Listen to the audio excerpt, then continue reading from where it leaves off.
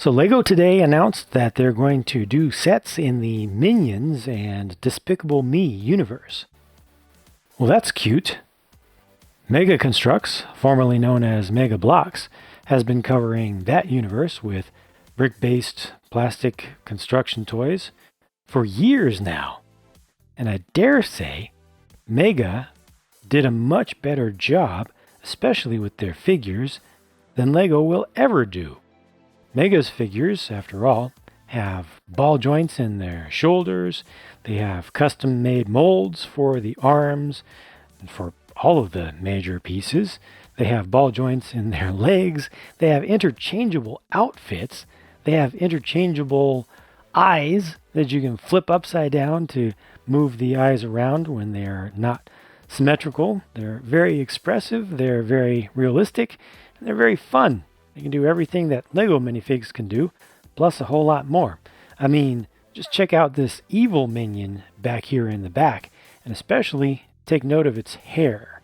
Yeah, nice tight shot on that. Look at that hair. Look at that. This is actual combable, brushable, stylable hair with filaments.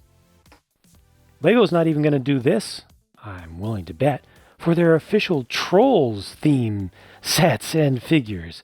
And Trolls are all about the combable hair. Salt and cynicism aside, though, I personally think that Lego doing Minions universe stuff is not a bad idea. I mean, the very worst thing that can happen from the whole ordeal is that they'll make too many sets and they won't sell very well, and they'll end up going on clearance. They'll just sit around on shelves. They'll do as poorly as the Angry Birds series of sets did more recently.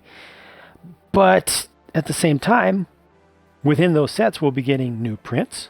We'll be getting possibly some new part molds, and most likely some new part color combinations that we haven't gotten before.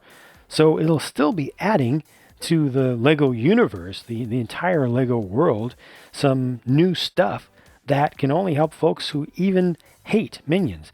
And yeah, there are plenty of folks out there today, as there have been for a while now, who hate Minions. But they are the hyper-vocal, hyper-negative minority, as usual. Kids, lots of kids, not all kids, but lots of kids, love Minions and Despicable Me stuff. It's the reason that the movies have actually done quite well in theaters, and their merchandise has sold quite well. Lego is way late to the game because Mega was already doing that stuff for quite a while. They had the agreement and the license, but you know what?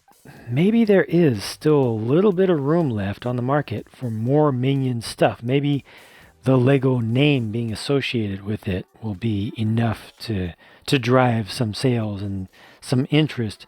I mean, honestly, a large part of the reason that there are a lot of people out there that hate on Minion stuff just automatically, without even looking at it, without even thinking about it, they just have the concept come to their mind and they just start hating, is because of the oversaturation of marketing of Minion stuff that occurs around the times of the movies. It's not just the merchandise itself.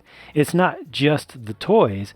It's the cross promotions with everything, with Minion stuff, with food, Minion stuff with things that are completely unrelated, toiletries, Minions, everything. And that definitely gets a little bit out of hand, and that's just part of how the whole marketing machine works these days. When companies have the money to spend on it, they spend it, and they spend as much as they can, and they try to saturate you with it.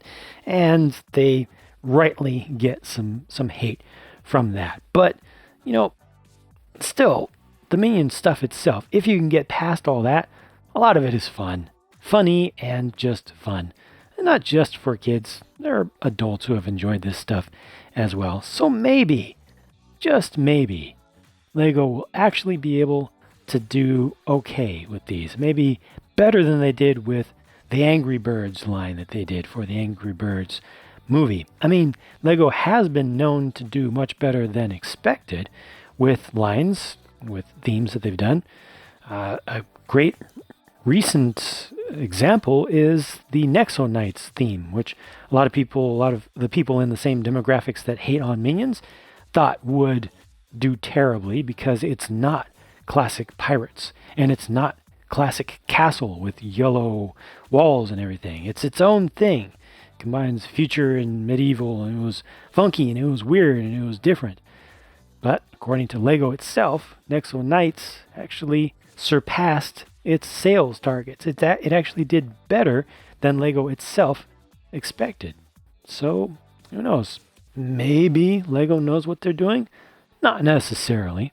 They've had some pretty high profile failures, but not everything that the vocal negative minority on the internet says will fail ends up failing in the end. Maybe in addition to adding some new prints and part color combinations to the global LEGO inventory, the company will actually make a few bucks off the theme and be able to spend that towards making some more interesting stuff in the future that even more people will like and be able to enjoy. In spite of the fact that the sets that they're going to make for Minions, The Rise of Gru, will not be nearly as good as what Mega Construx already did years ago. Stay tuned.